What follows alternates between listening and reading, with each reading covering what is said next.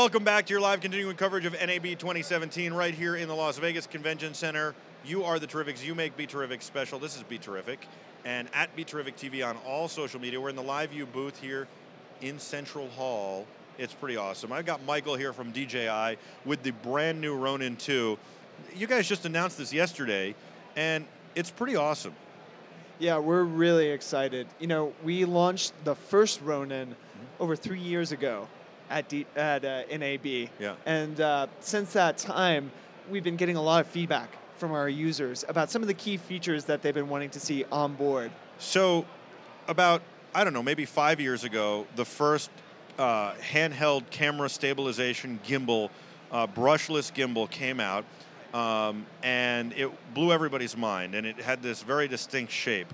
It was really just the guts of this, right? It was this arm and like a back piece and a handle. And then you guys came out with a very similar product that you felt that you added upon at a much reduced price point, and everybody loved it. You called it the Ronin. And now you've got the Ronin 2, which is it's almost a completely different design. It does have some of the same characteristics from the beginning, but it's got this loop. It's got feet that I guess are stands that are they always on it? No, actually, so we've got this ring so that you can mount the system to anything. You can set it down. You can hold it in different configurations. But actually, you see these little knobs here. You twist them off, and then the top part of it can mount off. It can go onto a ready rig. You can mount it to a cable cam. You can mount it to a wide variety of setups. And that's one of the big things about this setup is it's really modular with a lot more different accessories to be able to fly the system. Well, you said you listened to the people who use it, the operators, and Yep. you made a lot of changes, and it seems like that. But I also think the quality has gone up tremendously. Yeah. And it seems like it can hold a much higher payload camera as Yeah. well. You got a serious Leica lens on here on a C500, Right. which I know that the Ronin could do before, but it was a little bit heavy for it, I think. That's right. So we've increased the payload capacity to 30 pounds. And really the story with that lives in the motors. You can actually compare the motors between the original Ronin and this guy. They're much beefier. And it's doing two things. One is it's carrying a better, larger payload, but it's also allowing you to have a lot more power and control in higher speed environments. So this is the first Ronin that we built with a GPS module inside the system. It can communicate with an external GPS module, so you can get stabilization up to 75 miles per hour. Wow. Yeah. So this thing takes some pretty amazing shots. Does that mean that this will be able to fly on the, I guess it's the M600, is that correct? Yeah, so we've not developed a specific mount for that yet, but what we've actually seen that application doing is mounting it to like a Russian arm on a car, flying it outside a car, taking pretty serious turns and still keeping the horizon. That's pretty unbelievable. But Yeah. but you think it will come to the M600? I mean, you can't fly 36 pounds on the M600, but Right. if you put a lighter camera on, you could fly it. That's right, yeah. So this system definitely could fly on a drone. One of the drawbacks to or maybe the only drawback that I saw for the Ronin, the original Ronin, was everybody felt it was very heavy in compared to the other products on the market like it. Is this heavy?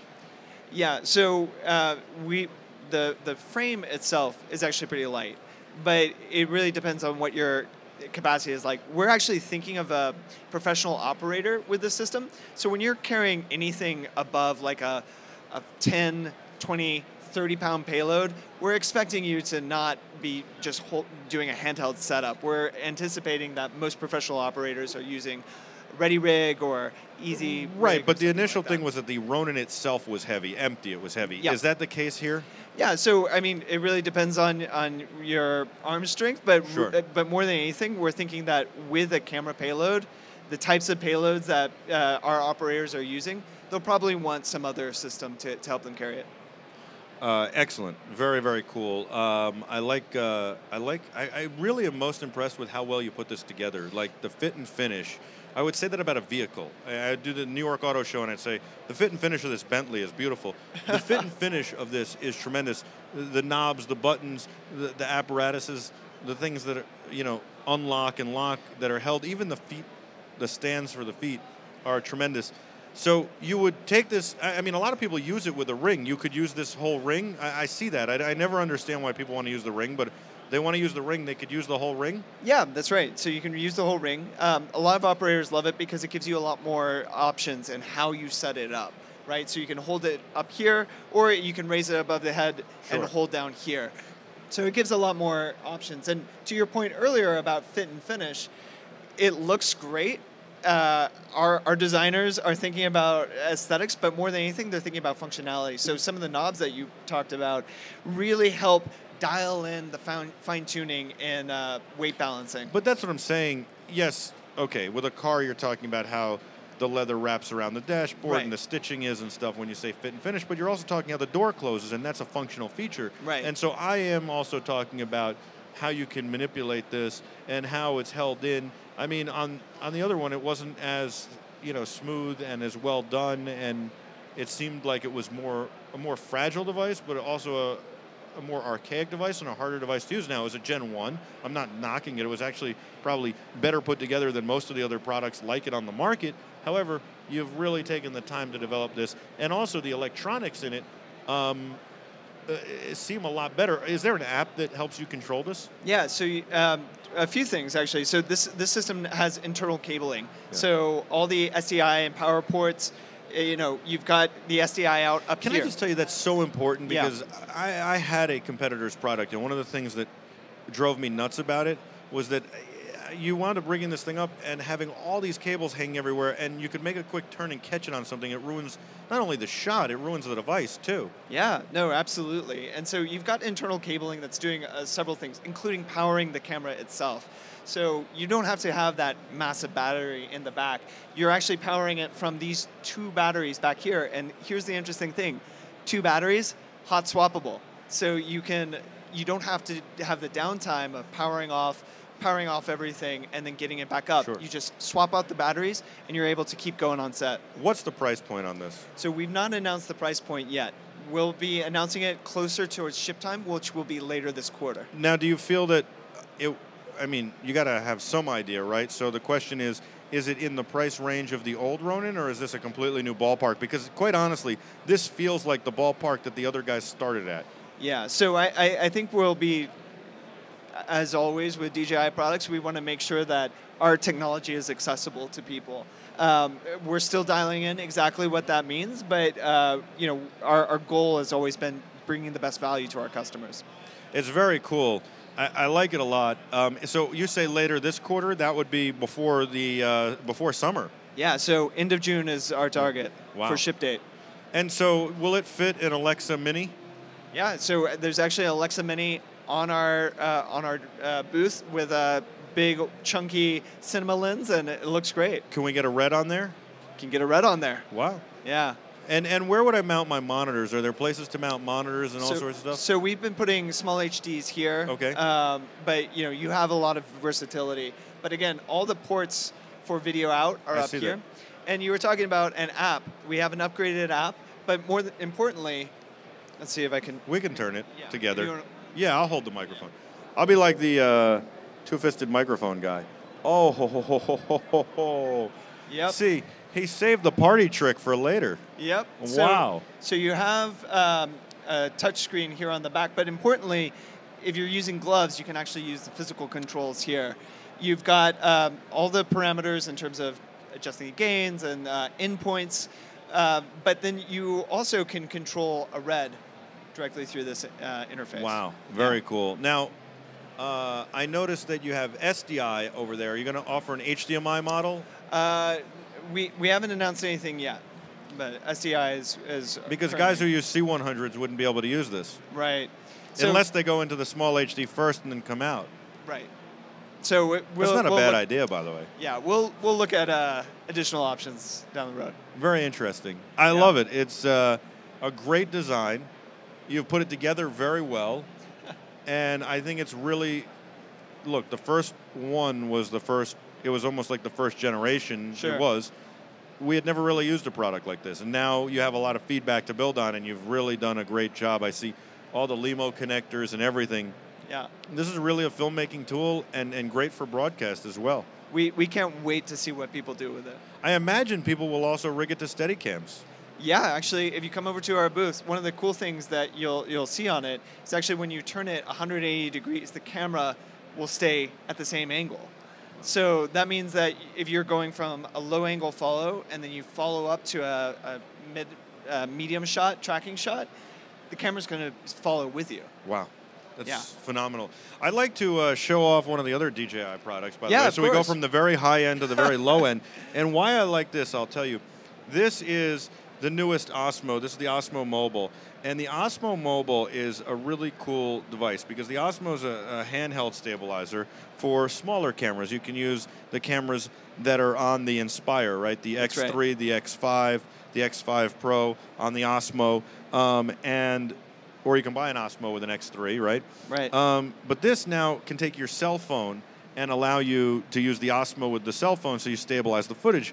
But if you put the Live View app on it, you can go live to our Live View server, and we can put that into a video switcher, or you can stream live to Facebook or whatever, but you can have stabilized footage with audio and video synced thanks to the phone, using the phone app, and yet you can have this great package. And this is, you know, your tripod, your telescoping tripod slash, monopod that goes along with it. And it's a really cool product, and it's reasonably priced. It's about $300.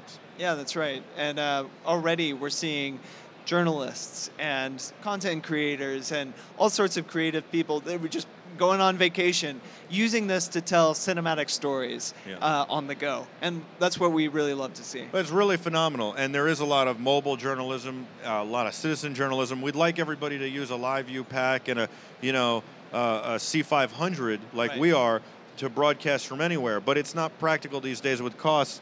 And so now you can go further and tell your story better because of products like this, and even make your home movies better. So I commend you guys for doing it, and it's really awesome. I actually have been meaning to pick one up at the Apple Store. I saw it a few weeks ago, and we might have to do it before the end of NAB to show that we can go live off of the phone with the Osmo. Yeah. It would be super cool. Now, this guy is a drone pilot, Dave Kleinstein, and he's got the Inspire, and he always says, you guys come up with a new product every 6 months with that Inspire. And so we've got the Inspire 2 now. Yep.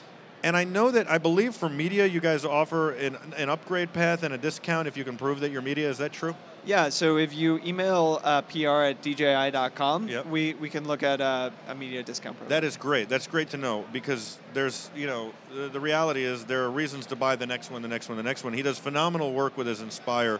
And we love the work he does for us with the Inspire. He's a great guy. Yeah. So.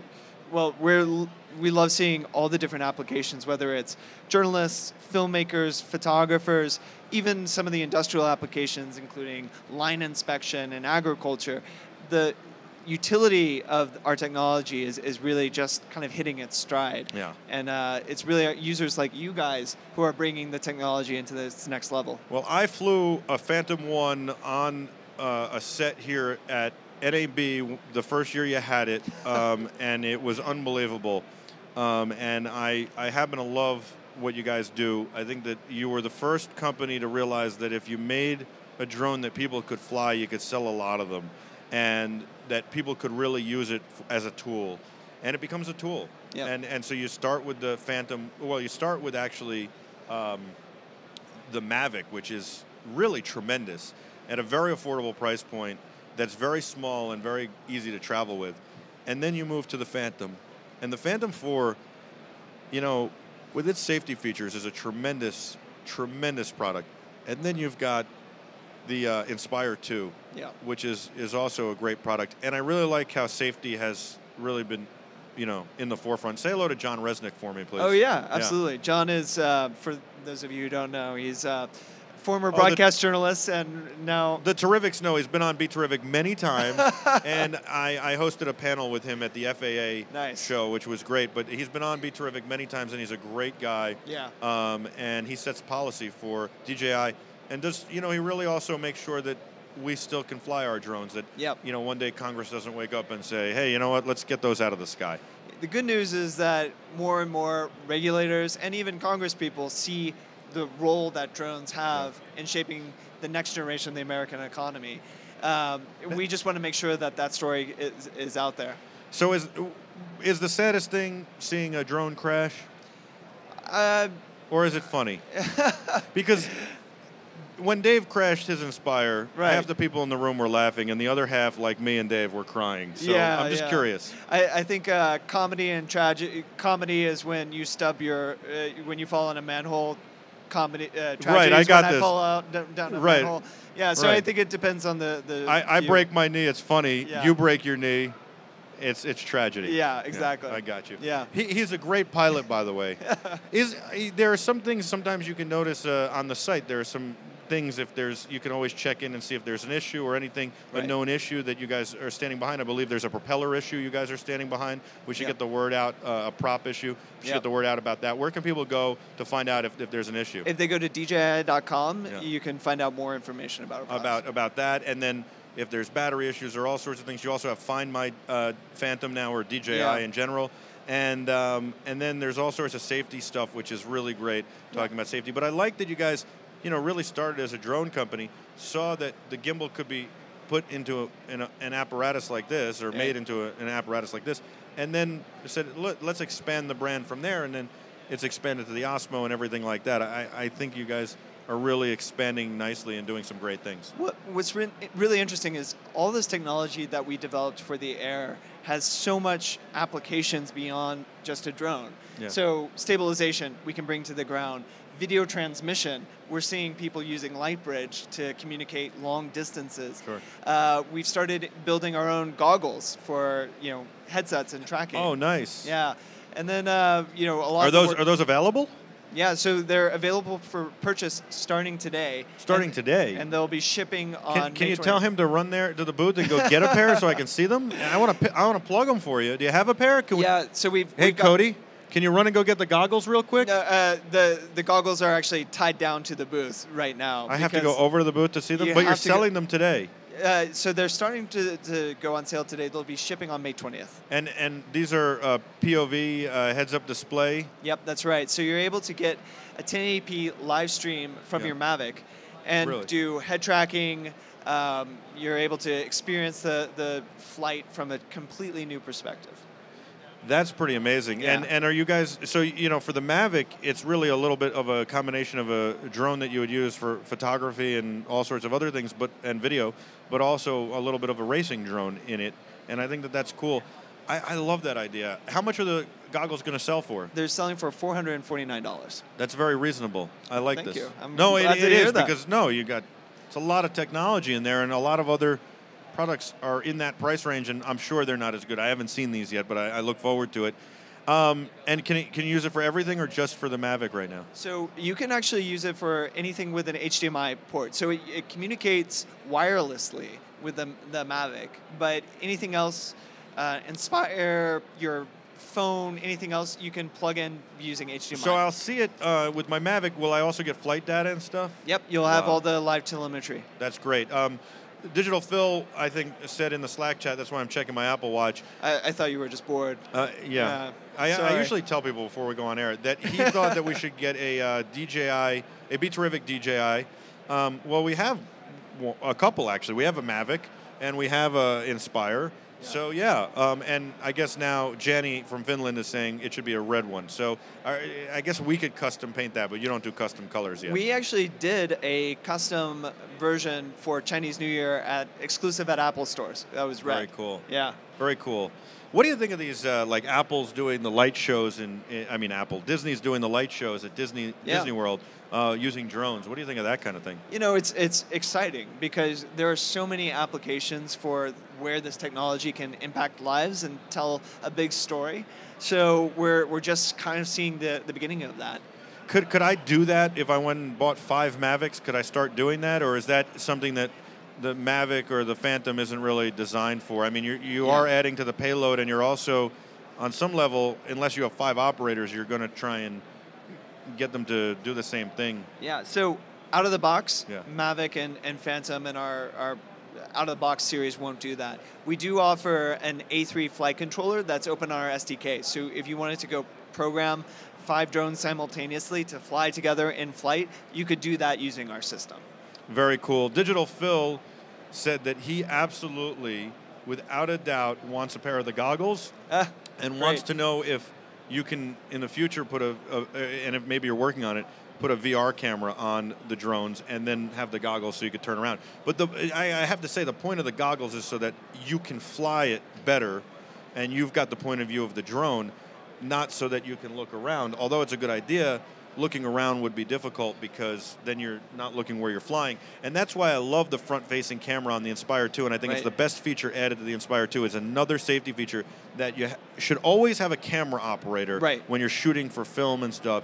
And you need then a front-facing camera to see what you're doing, because when that guy turns it to the side, you need to know what you're shooting or seeing or flying into. And the display helps so much to see where you're flying. Now, do these goggles have also the ability to see? Is it like a true heads-up display where you can see through the glass? No. So you're isolated. They're enclosed. And actually, to that point, we actually recommend that people fly with a visual observer. Yeah. So that you either you have somebody flying and then you also have somebody next to you. Well, I'd love to talk to John Resnick about that too. That's a great point, and that's something that's very much needed. I'm glad you guys recommend that. Thank you so much, Michael. It's great to have you on. My pleasure. I look forward to having you on again soon. And Cody did a great job here. Let's get a shot of Cody one more time with the Osmo Mobile. He's actually streaming live to Instagram. Instagram, huh? Next time we'll do Live View. We should. Yeah. Absolutely. We'll do it. I want to pick one up before the end of NAB and get us running around with it to show we can have stabilized footage. It would be super cool. So thank you, Cody. Thank you, Michael. Thank you, Instagram. And thank you, Terrifics. We'll be back with a whole lot more right after this. Stay with us.